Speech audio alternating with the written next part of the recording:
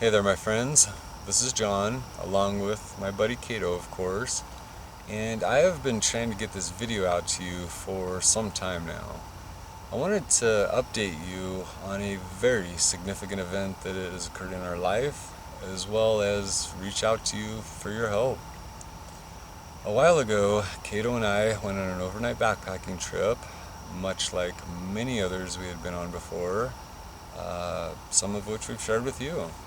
We had an absolutely great time on that trip. It was a lot of fun. When it was over, we returned to the trailhead and our vehicle and began the long drive down the mountain, headed home. Less than a mile down the mountain, we came upon a very sketchy section where the road was just carved into the mountain. There was a drop on one side of several hundred yards down to basically nothing. Shortly after entering that section, I felt what was probably the worst sensation I've ever felt in my life, and that was the road give way beneath my rear tire.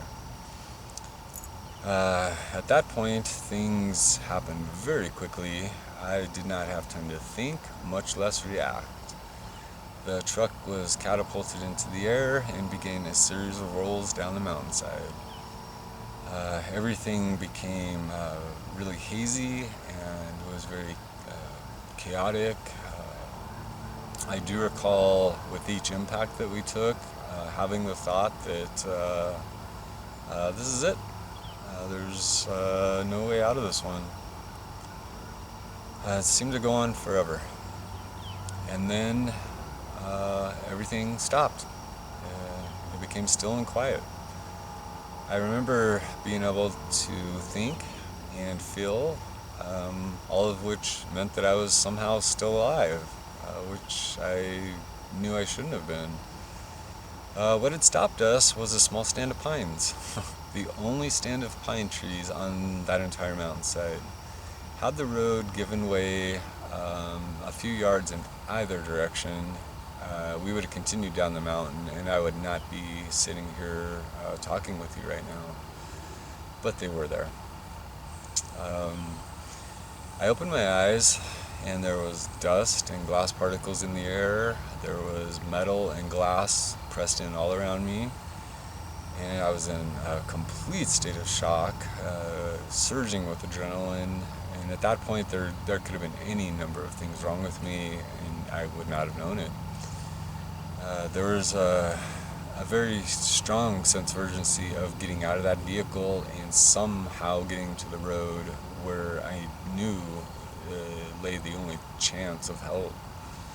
I managed to kick out what remained of my driver's window, crawl out of it, and began basically clawing my way up this really soft, steep mountain. And along the way, I remember seeing just parts of the wreckage and certain personal items, a camera, a pair of glasses, and it would register, but just seemed very surreal and dreamlike, if that makes sense. My only thought that had any clarity was getting to that road. Shortly after that, I had a strong feeling that something was missing, and that something, of course, was Cato. He wasn't by my side, and Cato was always by my side.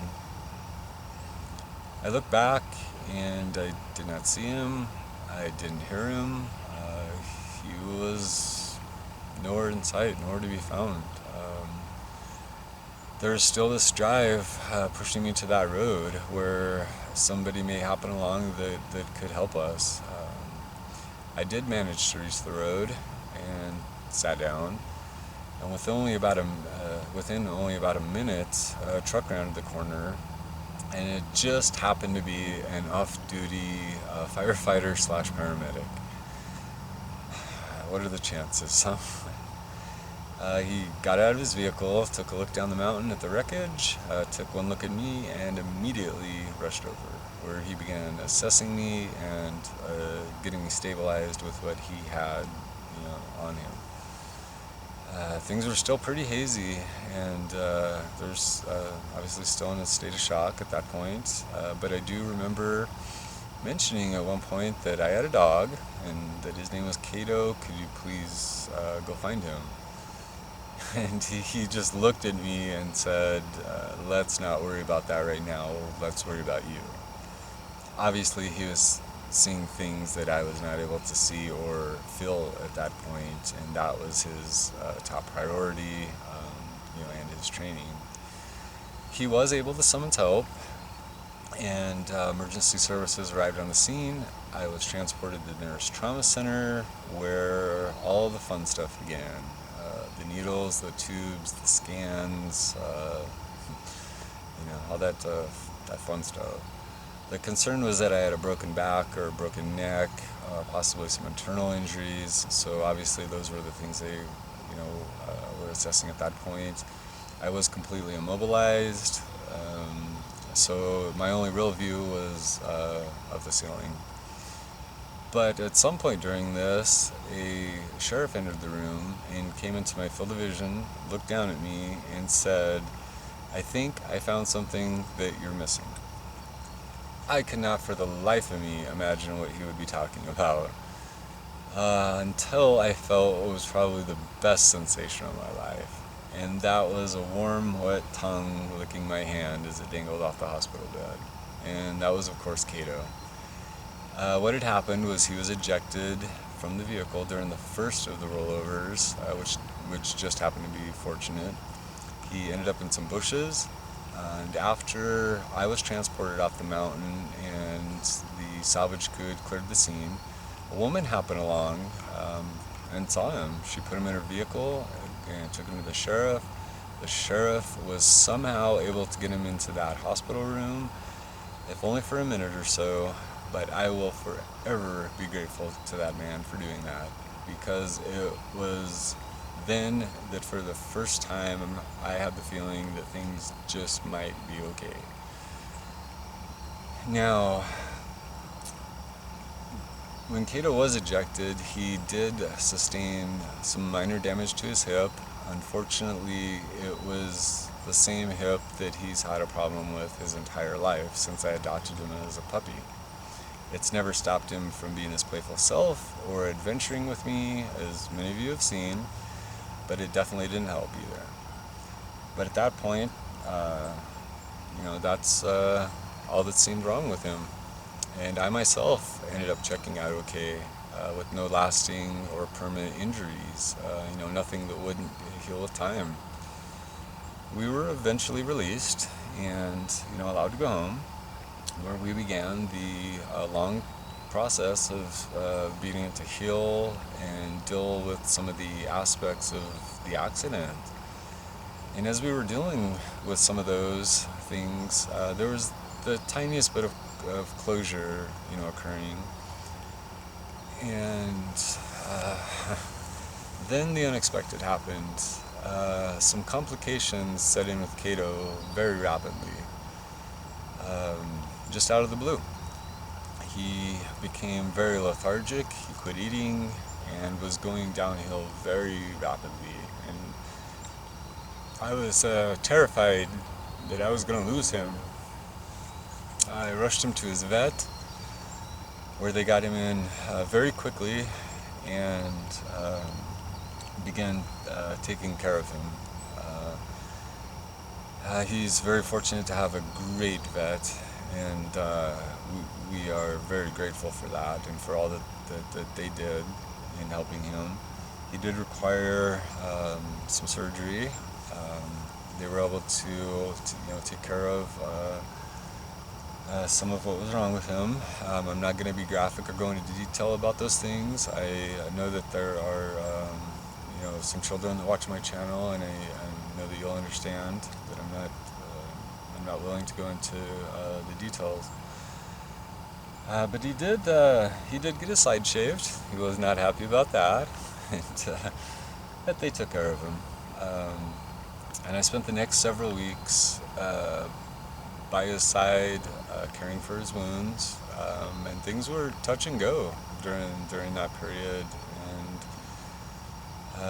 It was both a terrifying, scary experience, but also a kind of bonding experience with us, if that makes any sense at all. But as you can see, he is healing up. He has a smile on his face. He's definitely getting back to the same old Cato, that we know and love. He's even starting to grow some of his fur back on his side, so that means he doesn't get made fun of by the other dogs at the dog park anymore. I guess you gotta laugh sometimes, man. It's really all you can do. So, we're both gonna be okay. Cato is doing well. I am doing well. On at least the physical side, we're dealing with some of the psychological stuff, and obviously some of the financial and other aspects of what had happened. It was a very major accident. At this point, though, we just want nothing more than to get our day-to-day life back, get back on track, just have some semblance of normalcy, and be able to get out, be able to go to some of the places that you've seen us in, where we just find inspiration, joy, and healing. And we also want to do the videos that we've always enjoyed doing here on YouTube as well. And being a part of this community, that has been a major part of our life for all of these years now. But we are at the point where we are facing many obstacles. I've taken care of everything that I can to the best of my ability, but things have become completely overwhelming at this point. It was suggested to me that I set up an account for those of you that would like to and are able to help out can. And I've went ahead and done that, and that will be in the description area of this video. If you can help out in any way, large or small, it would make a huge difference and mean the world to us. If you can't, I completely understand that too. Something as seemingly simple as just sharing it, or even extending a kind word to us, a supportive word, a comment, keeping us in your thoughts, or even passing along a scratch beyond the ear to old Cato would mean a lot. Now, with that said, we did lose a lot in that accident, but what we didn't lose was our life, our family, our friends, and our will to go on. And ultimately, that is really all that matters, and that is what we are going to do. We have been very fortunate to have already received an outpouring of support from people in the community, and I would like to take a second to thank you for that. It has made a huge difference in helping us be able to get through this part of this. So you guys know who you are, and I thank you. I would also like to thank the rest of you for everything that you've done for us all these years, just in supporting us, extending your friendship and your kindness toward us, just being a part of our life. We've been doing this for years now, and it is a very significant part of my life, and it is. So thank you. From the bottom of my heart, thank you. I hope that this video finds you well, and please do take the best care of yourself. And until next time, one way or another, we will be seeing you soon.